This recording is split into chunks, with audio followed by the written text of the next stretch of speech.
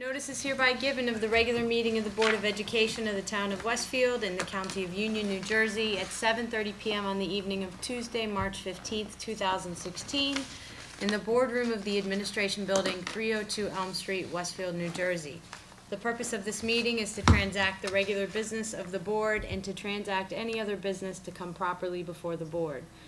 This is to advise the general public and to instruct that it be recorded in the minutes that in compliance with Chapter 231 of the Public Laws of 1975, entitled the Open Public Meetings Act, the Westfield School Board on Thursday, March 10th, 2016, caused to be posted at the office of the Board of Education located at 302 Elm Street, Westfield, New Jersey, and delivered to the Westfield Leader, the Star Ledger, the Westfield Library, Town Clerk of Westfield, Tap into Westfield, and Patch.com, a meeting notice setting forth the time, date, and location of this meeting. Dana, can we have a roll call?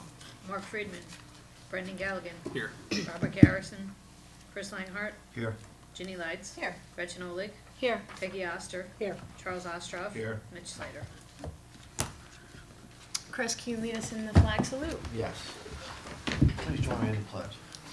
I pledge allegiance to the flag of the United States of America and to the republic for which it stands, one nation, under God, indivisible, with liberty and justice for all.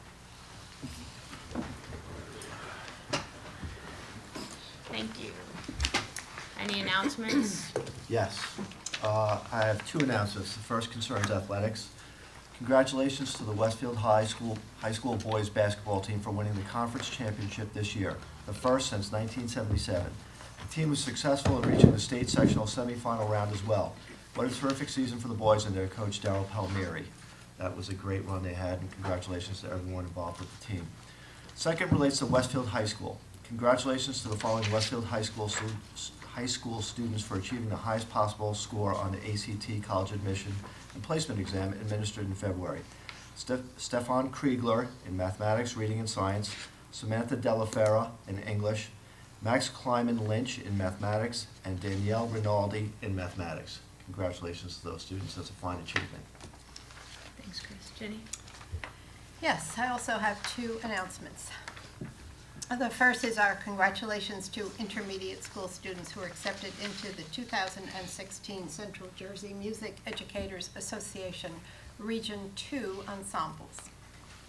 And they are from Roosevelt, 6th graders Kevin Gow and Meredith Shepard, 7th grader Alexander Cha, and 8th graders Mahid Asadi and Clea DeMonk and Max Tennant. From Edison School, 6th grader Amy Xiao, 7th graders Dylan McCann, Aprina Wang, Andy Zhao, and Kaylee Zhou. And 8th graders Andrew Capadia and Brooke Walden. Congratulations to all of those students. And in the performing arts for our intermediate schools, this weekend, Edison Intermediate School will present its spring musical Willy Wonka and the Chocolate Factory. Performance dates are March 17th at 4 p.m. and March 18th and 19th at 7:30 p.m. So the 17th, I believe, is Thursday afternoon at 4, yes. Friday and Saturday evening at 7:30. Tickets are $8 pre-sale, $10 at the door. A special $5 performance is the Thursday afternoon at 4 p.m. Come enjoy our talented actors, singers, and dancers as they bring this classic tale to life. We look forward to the Willy Wonka and the Chocolate Factory presentation. Thank you. Charles, do you have any? Sure. Under intermediate schools, Edison Intermediate School 6th grade social studies teacher, Caitlin Dugan, has been accepted to the Woodrow Wilson History Quest Institute in Princeton for the summer of 2016 under a fellowship program partnering with the Institute of Play in New York City. The fellowship includes an all-expense-paid week-long attendance from July 17th to 23rd, in addition to support and networking opportunities throughout the 2016-17 year. According to the Woodrow Wilson History Quest Institute, the program aims to use the power of games, play, and digital tools to transform both teacher, practice, and student engagement. Applicants must be history teachers in New Jersey. Upon acceptance to the program, Ms. Dugan remarked, I am thrilled to be part of such an exciting and meaningful program that I can introduce into my own classroom. I'm also so proud to be representing Westfield while doing so. Well, congratulations to Ms. Dugan. Thanks, Brendan.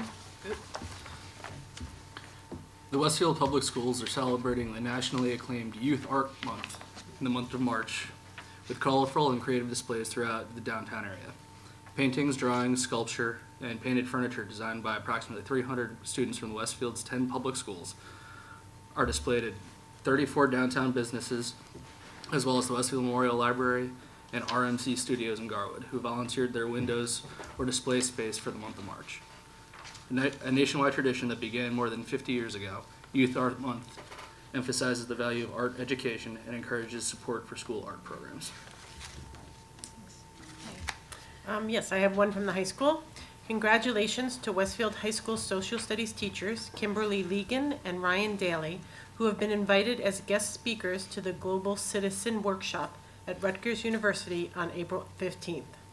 This second invitation to appear at Rutgers, where they presented in October 2015, is based on their 9th grade Global Perspective class, in which they introduced students to the concepts of indigenous cultures. Mr. Daly also made a presentation at the Middle States Conference on Social Studies on February 27th, at which teachers from all over the East Coast, such as the District of Columbia, Maryland, Delaware, Pennsylvania, and New Jersey, attended his workshop. We agree with Mr. Daly that this was a wonderful opportunity to showcase the great work of the Westfield Social Studies Department. Congratulations to Ms. Legan and Mr. Daly. And a message from elementary schools. Nominations are now being accepted from interested citizens, parents, students, and Westfield Public School staff members for the annual Elementary Teacher Award. The Philhauer Award was established by the Westfield Rotary to honor elementary teaching in the Westfield Public Schools. Letters of nomination are due by Friday, April 22nd, to the Charles Philhauer Fellowship Committee of the Westfield Rotary Club, and that's care of my office, the Office of the Superintendent of Schools, 302 Elm Street, Westfield, New Jersey, 07090, or it can be emailed to Rotary Philhauer, Philhauer is spelled Philhower, Rotary Philhauer at westfieldnjk12.org. Nominations should specify ways in which the elementary teacher has demonstrated outstanding teaching, interest in children, and continued pursuit of professional growth. The teacher must be a full-time faculty member in grades kindergarten through 5th grade in the Westfield Public Schools for a minimum of 5 years. I have an announcement from the high school. Congratulations to 3 Westfield High School 11th graders who were selected to perform in the Elite All-State Band Concert, which was held on February 20th at the New Jersey Performing Arts Center in Newark, New Jersey. They include Matthew Schiff, Michael Haig, and Dale Bayer. Their teacher, Chris Vitale, tells us that these musicians are extremely dedicated students who spent months preparing for their region and all-state auditions and were chosen among the finest high school instrumentalists in New Jersey. The 3 students also were selected among hundreds of other auditioning students throughout Central New Jersey to perform in the Central Jersey Music Educators Association Region Band and Symphony Orchestra in January. Our next Board of Education meeting will be Tuesday, April 5th at 7:30 p.m. at 302 Elm Street. The complete agenda will be available on Friday, April 1st on the Board of Education website. At this time, I'd like to recognize the public for agenda items only. Seeing no one come to the podium, we'll move on to the superintendent's report. So it's been months now where we've been working on developing a budget for the next school year based on our projected enrollment and the needs of the district. We've been sharing information at public meetings and on our website for several months. And tonight, we're asking the board to approve a tentative budget which will be submitted to the county superintendent of schools. So with that, I'd like to turn this over to our business administrator, Dana Sullivan, who will go over the details of that budget. So as Dr. Dolan stated, we've been doing presentations the last couple of board meetings, so this one is really a summary of everything we've presented so far, and I'll be happy to answer questions that anybody has. So the goals of the budget. maintain district programs at the level of excellence they currently are, maintain current class sizes, to continue making technology a priority and funding the amount as requested by the committee, and to deliver a responsible budget to the taxpayers within the state's adjusted cap, and to uphold the district's track record of efficient spending.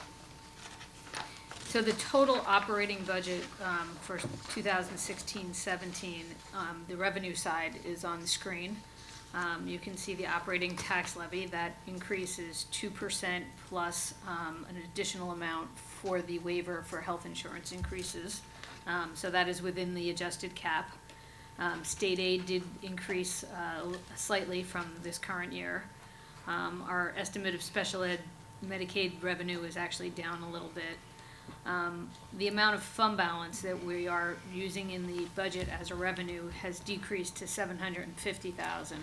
I have a slide coming up to show the history of that, but just as a reminder, the board's goal was to reduce the amount of fund balance we used in the budget so that we weren't reliant on such a high number every year, which is getting harder and harder to sustain as the budgets get tighter. And then our other revenues are $470,000. That's made up of miscellaneous income, building rental income, interest income. And so the decrease there is the building rental income, which was this current year, we had originally thought we were going to have a camp renting the building, and we budgeted for that revenue, which didn't work out. So that's part of the decrease, and our interest income is very low, so there's a decrease there as well. In the 15-16 year, the prior year purchase orders roll over into the year that doesn't show yet for 16-17, so it shows as a decrease here, but when we get into 16-17, we will have a revenue for that. We are transferring funds into the maintenance reserve account of $706,000, which will be used in the future for building maintenance projects, and our total budget is $100 million. The state aid, I did mention we got a slight increase this year, but you can see as a percentage of the total budget, it has gone down quite dramatically from the 90s. Took a big hit in 2010-11. That was the year that 60% of state aid was cut. Increased slightly since then, but still less than 4% of our budget is coming from state aid. Fund balance, I mentioned our goal was to reduce the amount that we were using in the budget. So in 12-13, the board was using $1.4 million of fund balance. We've decreased that almost in half to $750,000.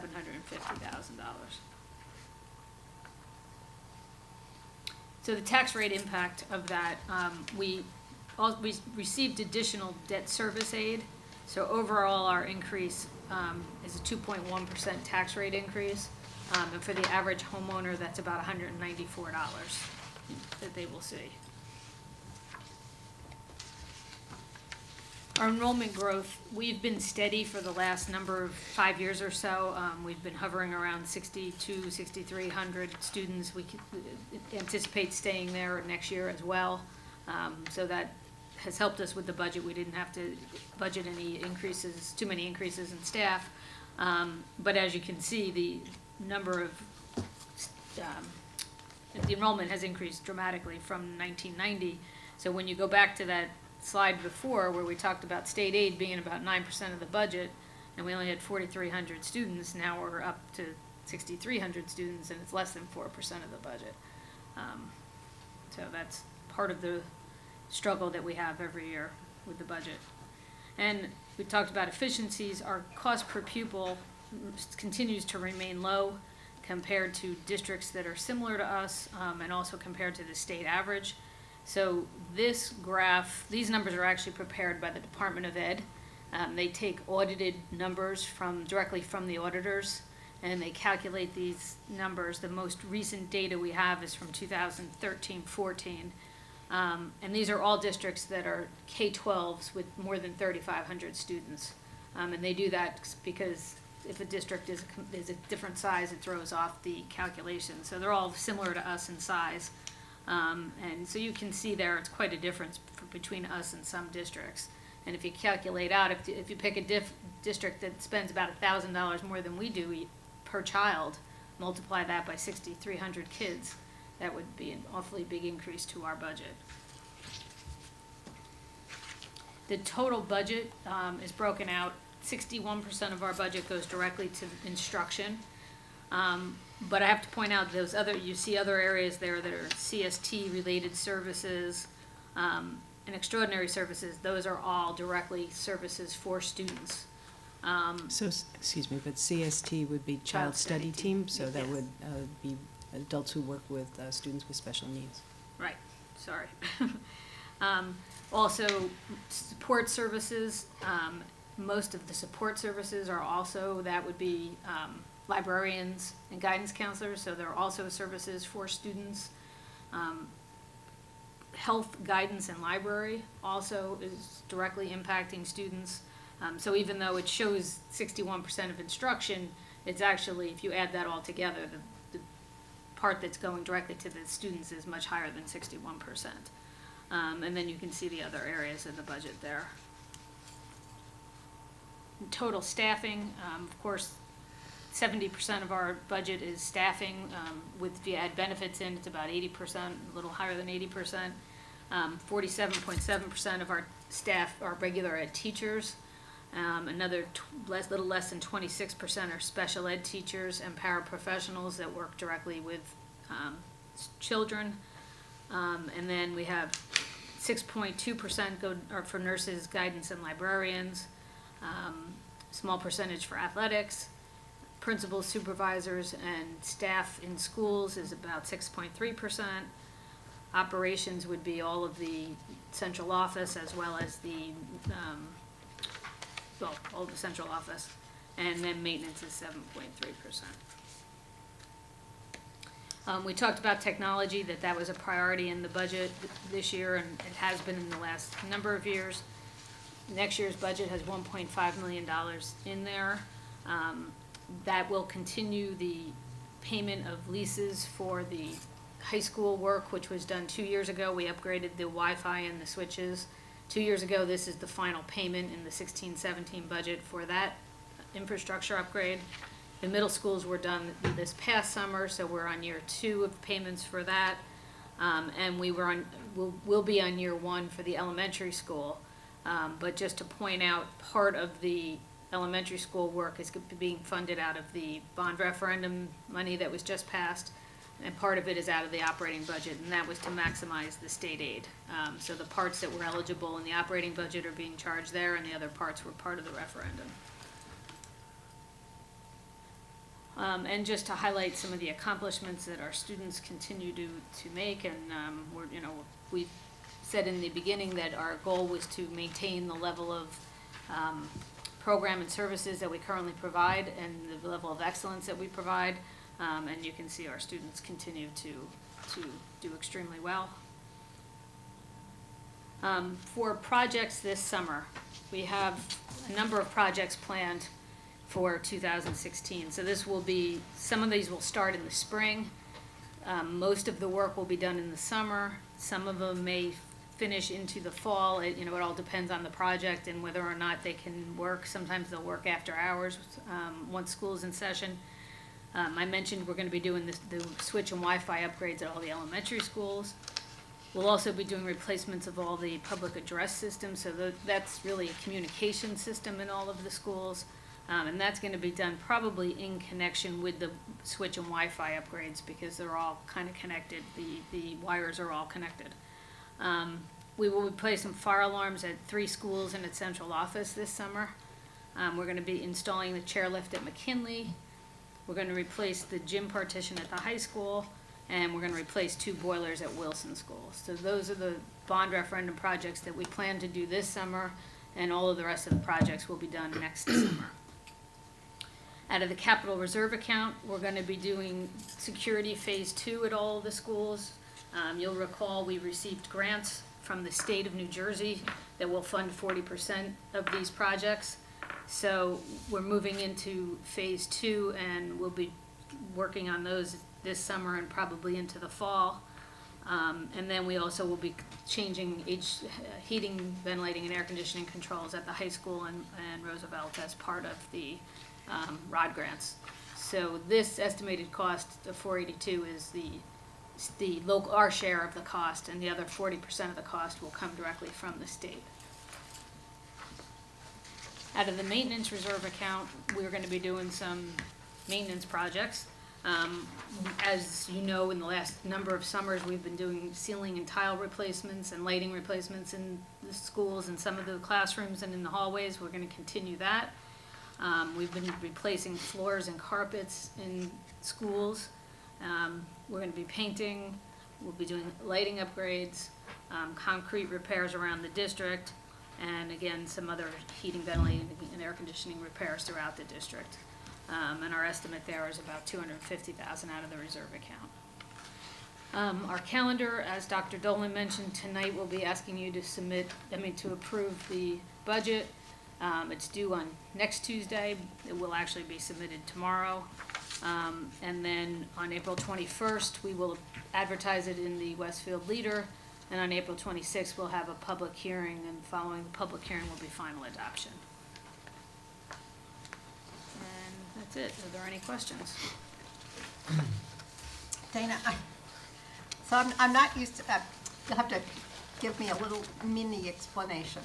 I'm not used to seeing an adjusted operating budget on, I think the third slide, the revenue slide that Okay. you showed us. Right, you're used to seeing a budgeted I'm used number, to you mean? seeing the total operating budget. Okay, so when we're taking money out of fund balance, moving it into maintenance reserve, you're showing that as an addition to be added in for an adjusted operating budget.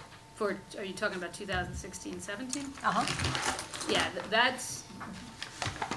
it's not an adjusted budget, that's the budget. Okay. That is the budget for 2016-17. So we had set aside money. This year, we had $1 million that we had used for revenue in the budget. We had allocated 1.2 million in the budget for revenue. We didn't intend to use it, but we had it allocated so that if we needed it, if state aid was cut or something happened drastic that we didn't expect, we would have up to 1.2 million to fund in this year's budget. That didn't happen, so we were able to do 750, and the rest is going into fund balance, as well as an additional amount that the state calculated as being above our 2% that we're Right. required to hold. Okay. But this is not the total in the maintenance reserve account? No. So this is not the maintenance reserve account as such? It's No. just money that's being moved out of the fund balance? That's correct. But we have to show the entirety of fund balance as part of the operating budget? No, the entirety of fund balance is not showing as part. Yeah, we're- 750 and 706? That's not total fund balance. That's Oh. the amount of, What's the rest of it? the 2% that we're allowed to keep in reserve is not Okay. showing there. Okay, That's in addition. okay. So why do we show this piece of it? This is the piece above the 2% Mhm. that we have to do Ah. something with. So what we're doing with it is using 750 for tax relief and putting 700 into the maintenance reserve account. No, to I be know what we're used- doing with it, I'm just not used to seeing the transfer amount as an income line making up the total of the adjusted. It's the way, well, it's, do I have adjusted on there? Yes, you do, you have total adjusted operating budget, $1 million. Which probably Okay, applies to well, 15-16, yeah, but not it's applying to 15-17. 15-16. I'm sorry, too many voices. It's, when I said adjusted, it's because 15-16 is adjusted as of February 1st, as required by the state. Okay, So that's really where the adjusted is. 16-17 is the actual budget that okay, is being submitted. And those two amounts make up what we have to use above and beyond the 2% we can hold. And Right. there should, because it's going in two different places, that's why it shows. You haven't really done that before. Last year we did, but you haven't done that before, so that's why it's not looking familiar. all right, pull it up on the screen for a second. It's slide 3. Yeah. So see how the first, the first light blue line, horizontal line says total operating budget? Yep. And then down at the bottom, total adjusted operating budget? Mm-hmm. All right, so that was just confusing me as to what you're telling me. What I was telling you there is for really applied to 15-16, because Okay. 15-16, if you went back to the original budget, it wouldn't be those same numbers, because the state requires us to show 15, 16 as of the adjustment on February 1st. So if you took away that 99 million on the right-hand side where it says proposed 16, 17, Mm-hmm. that's really not the total operating budget. The total operating budget is the 1,156,000 for 16, 17. It's just No, that well, no, it's. Oh. Okay then. I'll meet Yeah, with you afterwards. It's just the way it shows two different totals. Because of the fund balance, Okay. the expenditures, let's put it this way, the expenditures that go along with this part of it are 99.4, not 706, not 100 million. There's an expense balance. Right, That's but the 99 million. 706 is just going over to be moved into a maintenance reserve account. I understand So that. you're not I know using- where it's going. So I the just- expenditure side that correlates with that is 99.4. Is that what you're asking? Yeah, so, Yeah. so why are we calling it, so I don't know why Because- that bottom total is listed as 100 million. So what, so if we're gonna talk to the public, what are we actually telling them the operating Well, the budget is? Is it reason- 100 million, is it 99 The million? reason I show it this way is because when it goes up on our website, Yeah, it's gonna show with 100 million. oh, okay. Because I have to show it the way the state Because tells we have me to to. accommodate I have to show it the moving way the state, to maintenance reserve. yeah. All So right. that's why I've shown it this way, to break it out the way it is, but I don't wanna But we put don't- numbers up here that if somebody goes on the website and looks at the website, they say the number's different. Yeah, So that's why I've shown it that way. This is what happens when you consolidate 18,000 lines into 7. Well, yeah, and the state considers this a user-friendly budget, it's not really. after 15 years, I'm very friendly with budgets, but, this explanation, not so friendly. Thank you. Any other questions? Any questions from the public?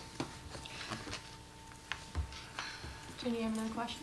Well, yes, I have a comment. So it's just curious that we don't show what's being moved over to capital reserve, We're not moving anything to capital reserve. nothing That's why. additional, Right, right, but we still have 1-point-something million. right. The balances in the reserve accounts don't But show. nine. It's Yeah, just no. the amount we're moving. Yeah. And since we're not moving it, if we were moving something to capital, that would show here It would as show in well. that Yes, same line, Yes, and it would fall into the adjusted. yes. Got it. Okay, thank you. Thank you. Dana. Personnel, in Mark's absence, I'd like to ask the board to consider personnel items 1 through 16. 16 was at your table tonight. It's an addendum to the agenda. Can I have a second, please? Second. Chris, thank you. Dr. Dolan? Yes, there are 2 retirements tonight. So I'm announcing with regret the retirements of 2 staff members who have served Westfield students for a total of 43 years. Kathy DiNicolo has been a paraprofessional at Jefferson and Tamaqua schools for 14 years. She has been dedicated to the care and support of her students. As a morning bus monitor, Kathy cheerfully greets each student, offering them encouragement and wishing them a good day. And you know, something like that can be so important to anyone's day, especially to a child's day. Kathy is a proud, caring, contributing member of the Tamaquas community, and she will be missed. And then we have Irene Rainey, who has been a secretary at Westfield High School for 29 years. She's worked in the attendance office, the library, and the main office. She's well respected for the many things she has done over the years, including a very important thing. You know how in organizations you're always surprised by what's important? She has been the one who has done a careful and thorough job assigning more than 100 faculty parking spaces each year. Can you imagine the stress with that? But she does it successfully each year. She has particularly enjoyed her responsibilities in the library, where she's been in regular contact with so many of the high school students, and we certainly wish Kathy and Irene well in their retirement. I'll echo that. Mrs. DiNicola, for a very brief time, was a paraprofessional who worked with my son. So it was a long time ago, but she will be missed. Any questions on any of the personnel items? Dana? Brendan Galligan, Yes. Chris Lighthart, Yes. Ginny Lights, Yes. Gretchen Olich, Yes. Peggy Oster, Yes. Charles Ostroff. Yes. Facilities, Brendan? Any report tonight? We met on the 4th, and minutes will be coming around to everybody. Perfect. Thank you.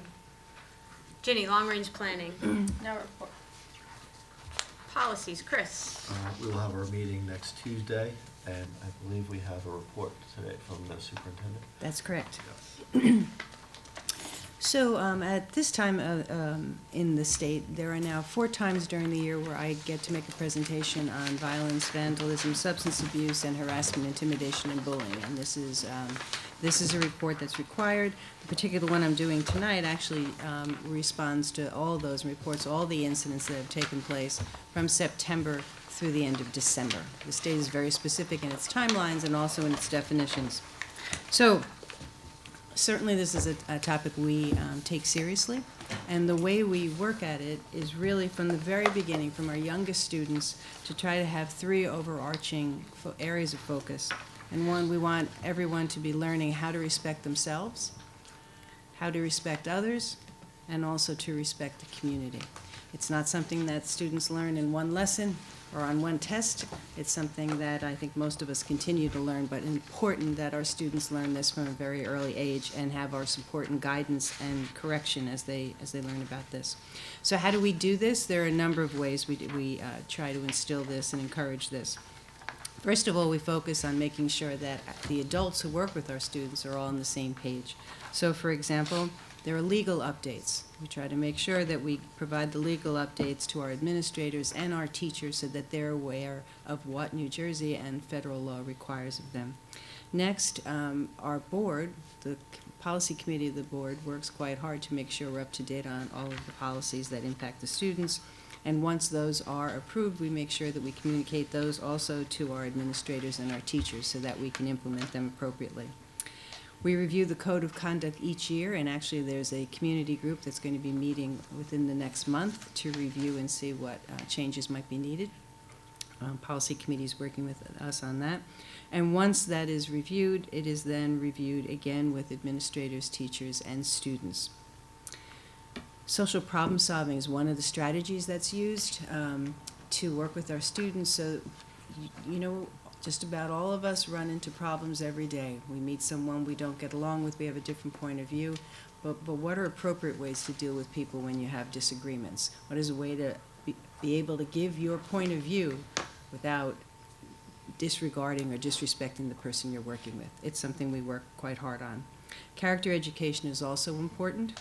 That's done through both assemblies for grades or for schools, and also for lessons. The lessons can be taught through great books that are written for students, great literature that's written for older students, and it can also be taught by our counselors, and all of that is done. Something that's been in the media quite a bit, we also have to make sure we have a lot of students involved in athletics. It's a great thing. Students learn a great deal from it. It's also good for them to be involved in athletics.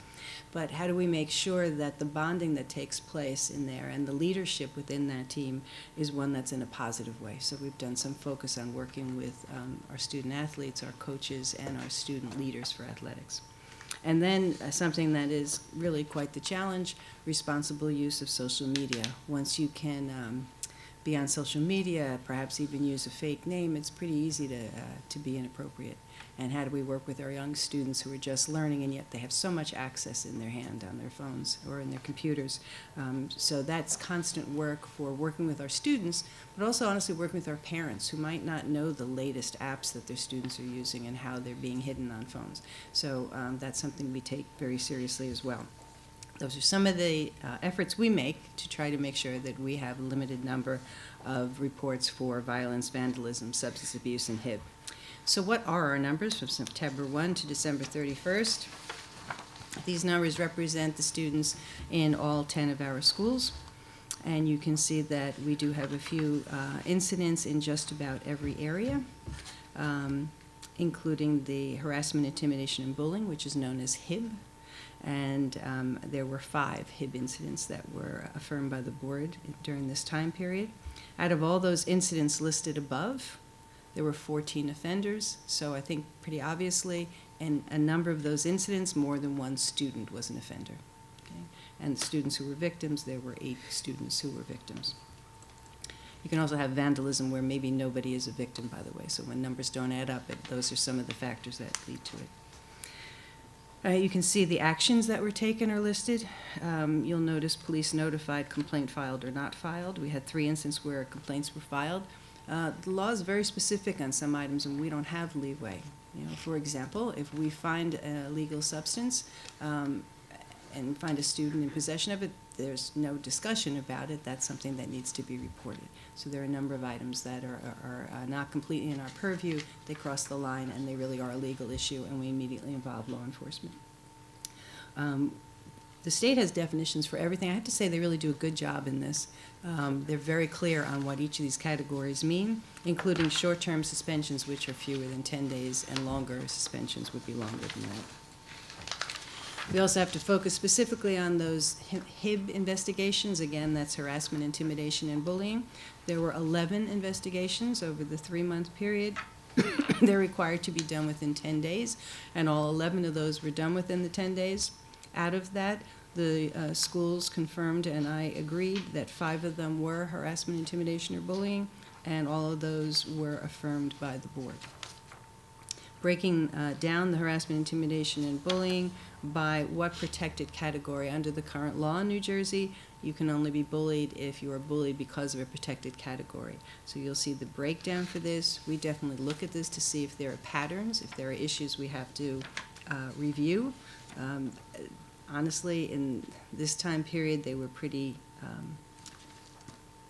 spread across the various categories. We do address each and every one of those with the students who are the offenders and get them to try to understand what it was they just did to another student or group of students. But again, we didn't find one overall category in that area. And in the next part, it talks about district responses. So there are two very different things that we do. On one hand, we certainly provide consequences when mistakes have been made, when code of conduct has been breached, when there is harassment, intimidation, or bullying. But we also try to provide remediation. Consequences are one thing you can learn from that, but some students also need, it could be counseling, it could be meetings with parents, it could be ongoing meetings with, between an administrator and students. So you try to attack both of those areas, both the consequences and the remediation to help students. The next part where the state has us break down these numbers have to do with how was the harassment, intimidation, or bullying done, and you can see it's broken down between electronic communication, 1 was physical, and 3 of them were verbal. And the next chart tells us how they're broken down. In this particular time period, all of the incidents took place at the either intermediate or high school level. That's certainly not always the case, but in this time period it was. You can see that all of those were affirmed by the board. All HIB reports are presented to the board by me in private session, but these are the ones that were decided to be actual HIB. And a very important slide, these, in every school we have an anti-bullying specialist, at least one. So if a parent or a student has concerns and thinks they're being bullied or intimidated or harassed, they honestly can go to any of the adults in the building. But these are the people who have specific training regarding it. This information is also on the website, so if parents have questions, if students have concerns, these are key people to go to. But again, if somebody really thinks that they're being bothered, they should go to any adult in the school, and any adult will help them. So that would be the report on the time period from September through December. Thank you. Does anybody have any questions? I have one question. We have very low violence, vandalism, and substance abuse numbers, which is great. The one thing that I keep hearing in the media and amongst the parents I talk to is concern about heroin, the growing problem of heroin in the schools. Mm-hmm. Take it from our numbers here, that's not something you're really seeing. So it hasn't been, Right. but I'll tell you that it has been something we've been looking out for, because if my memory serves me right, it was not this past summer, but the summer before, in a lot of areas in New Jersey, you did see a great deal of that. And we know we're not immune. We're not in a bubble. You know, we're part of the state. So it honestly, as soon as I heard that, I was on the phone with the high school, speaking to a few people there, both the head of counseling and some of the other people who work with the students. Are we seeing this? And we have not been, but we're still on the lookout for it, because it certainly is a problem. It's far too accessible for people. You know, part of our health curriculum, certainly, from an early age talks about, well, when they're little, we talk about good drugs and bad drugs and how you never take a drug that's for someone else. And then certainly as students get older, you become much more clear about what we're talking about. And clear on what can happen when you do take, especially the synthetic drugs that are out there now. So we certainly do a great deal of work. We also do parent and student assemblies during the course of the year also. And try and, we at the high school, we have the Dream Team, which are students who try to get out the information about the importance of being alcohol and drug-free. As any way we can, we try to get that message out because it's so important. There is everybody, I would think, in this room knows some people who had everything going for them in life, and then they made some bad choices. And as much as possibly, we try to get the word out there. But heroin specifically, and again, I'll knock on wood, has not been an issue yet, a big issue for us here. Thank you. Okay, Chris, anything else from Nothing policies? further on policies, thank you. Curriculum instruction and program, Peggy. I'd like the board to consider items number 1 and 2. Do I have a second? Second. Thank you, Chris. Item 1 is field trips, which is attached, and item 2 is second reading for our Biology 1, Global Citizens, and Women's Studies programs. Are there any comments or questions on those? Dana? Brendan Galligan, Yes. Chris Langhardt, Yes. Jenny Lights, Yes. Gretchen Olich, Yes. Peggy Oster, Yes. Charles Astra, Yes. Anything else? Our next meeting is the 24th of March. Finance, I'd like to ask the board to consider finance items 1 through, sorry, 13. thank you, through 13. Can I have a second, please? Second. Second, Ginny, thank you. First, I'd like to call out item 13.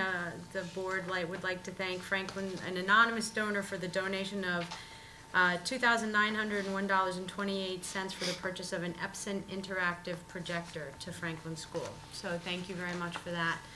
I'd also just like to call the board's attention to a revised attachment 3 that was at our table tonight. Does anybody have any questions, comments, anything under finance? Good, since Mark's not here. Dana? Brendan Galligan, Yes. Chris Langhardt, Yes. Jenny Lights, Yes. Gretchen Olich, Yes. Peggy Oster, Yes. Charles Astra. Yes. And legislation, Brendan? Yeah, real quick. Two bills that are moving their way through the legislature. One will benefit us. There's a proposal to reduce QSAC requirements from once every 3 years to once every 7. Will help our central staff here out significantly if that happens. The other is full-day kindergarten. I mentioned last meeting that the Assembly had passed a bill creating a task force. No, sorry, it was introduced to create it.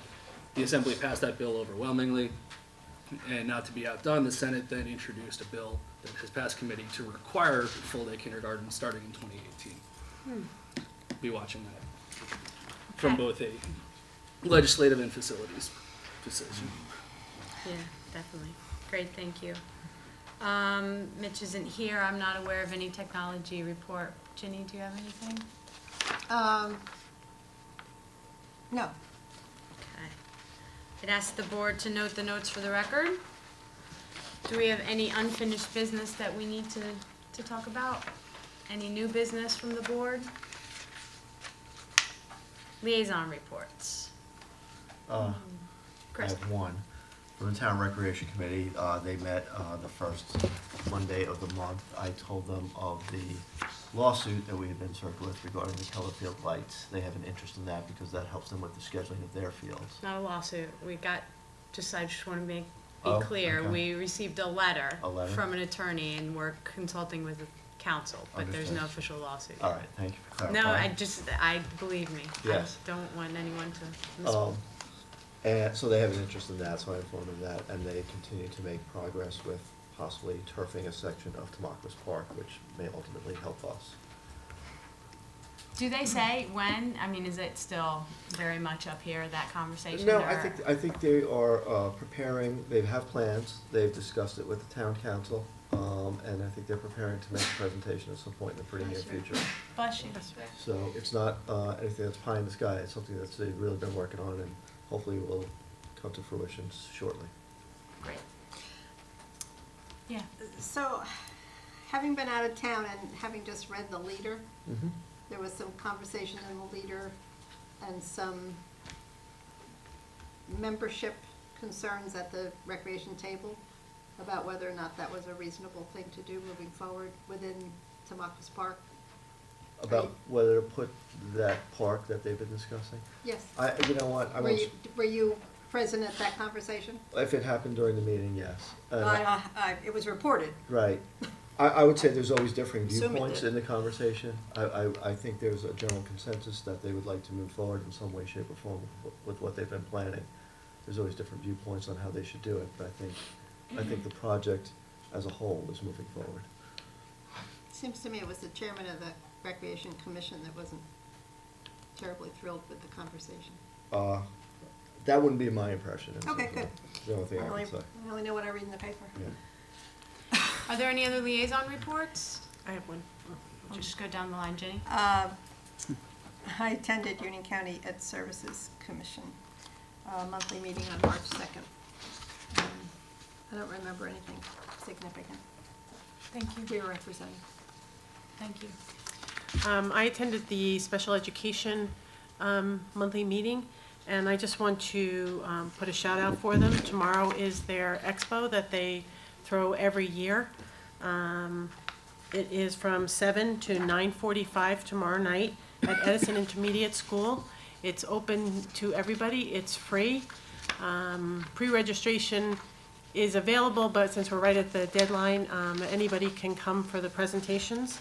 There'll be 4 presentations, and they'll be completed twice, an early session and a late session. And just in general, they're going to have somebody speaking about managing anxiety and depression, practical strategies for home and school.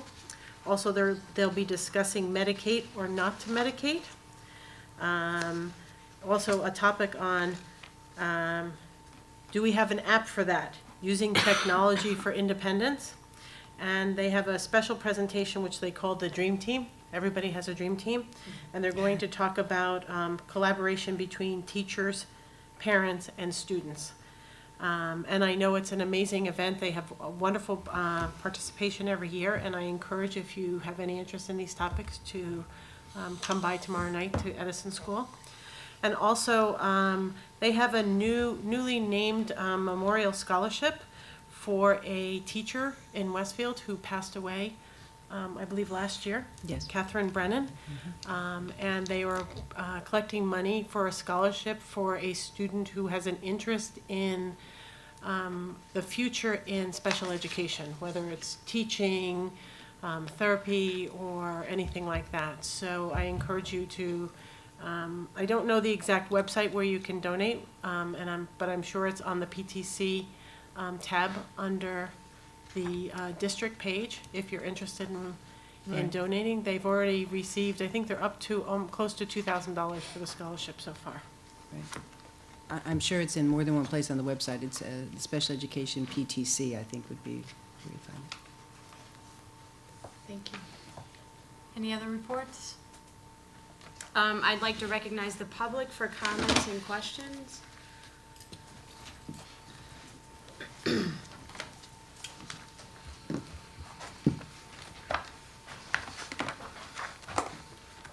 Can you state your name and address before you start?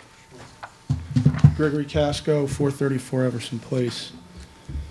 I'm glad that Board Member Langhart had brought up the word lawsuit tonight. Local newspaper a couple weeks ago had mentioned a lawsuit, quote, lawsuit that I had filed. I want to set the record straight. Last year, what I filed in the Municipal Court of Westfield were 3 town code summonses. It was not a lawsuit.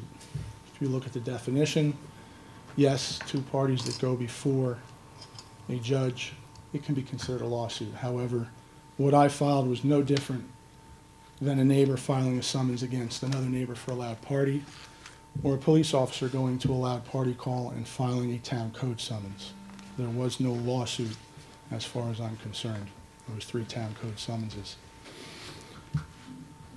The reason why I'm here tonight, I did a little research since the last time I appeared 2 board meetings ago. I know last year I'd asked this Board of Education if you assessed any fees to any user groups that use Board of Education fields. And what I found was that the town of Westfield requires a user fee of $10 per person, or per athlete, to use town fields. However, in the town code book under section 1628, it doesn't cover the Board of Education. I went to the Westfield Soccer Association's website, and as of February 24th at 4:26 p.m., it says that Kaler Stadium is an open field.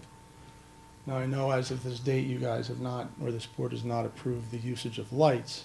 However, that doesn't mean, I guess, they can still use the field. Of the fields that the Westfield Soccer Association lists on their website, there are a total of 21. 10 of those fields are in Westfield. I'm sorry, back up. 14 are in Westfield. 9 of them are Board of Education fields. They currently pay fees, or they assess fees to their players of $15 to use town fields. As an alumni of Westfield High School, I never paid a dime as far as a user fee, or my parents didn't pay when I participated in sports. My brother was in some of the drama programs, he was in sports, my sister was in sports. However, over the last, I don't know how many years, the middle schools, the high schools assess athletes, drama participants, I believe band members, a fee. I think this year I paid $125 for my daughter to play volleyball. With that being said, and looking at your budget allocations, right now your maintenance, insurance, and utilities is the 3rd largest piece of the pie, and under total staffing, your maintenance is also, I believe, the 3rd largest piece of that pie. With that being said, I don't think it would be out of the question to ask private user groups to pay for the use of Board of Education fields.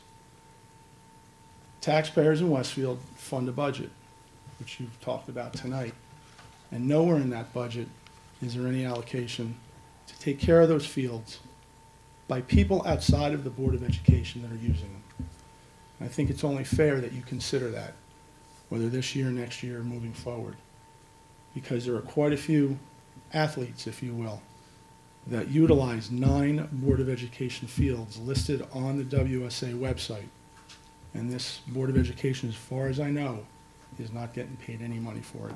And I think they should be compensated to offset the cost of maintenance. Thank you. Thank you.